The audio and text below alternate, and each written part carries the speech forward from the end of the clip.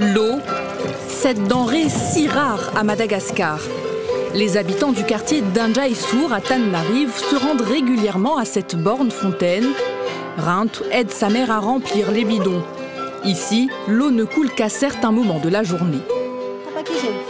Il coupe l'eau à 7 heures, ça reprend à 10 heures.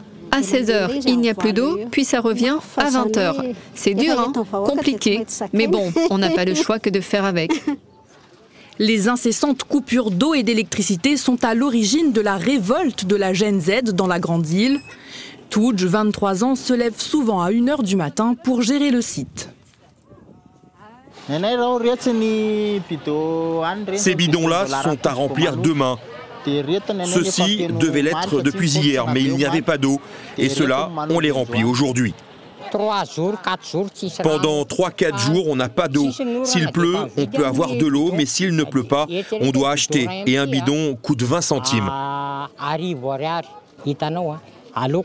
Vous voyez, mieux vaut être privé d'électricité plutôt que de vivre sans eau, car on en a tout le temps besoin, pour la lessive, la cuisine.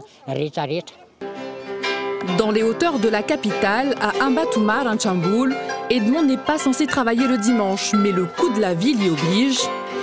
La population vit avec moins de 2 € par jour. À ce moment-là, le quinquagénaire n'a plus de quoi se procurer eau et nourriture.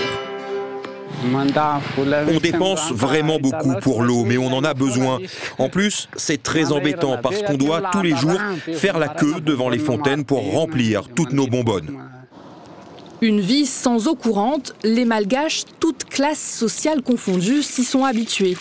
Léonie vit à Impanjanoum.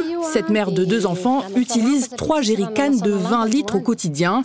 Elle n'a plus vu d'eau couler du robinet depuis au moins 3 ans. Regardez, ça ne coule pas du tout.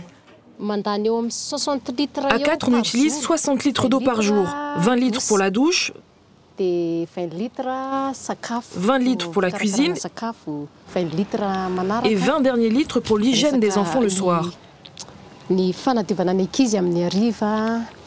Et la moindre goutte d'eau est intelligemment réutilisée. Je réutilise l'eau de la lessive pour faire la serpillière. On ne gaspille pas. L'eau, c'est de l'or, vraiment de l'or. 6 Malgaches sur 10 n'auraient pas accès à l'eau potable. Un chiffre loin de refléter la réalité selon la population. Une réalité qui n'épargne aujourd'hui aucune région de la Grande Île.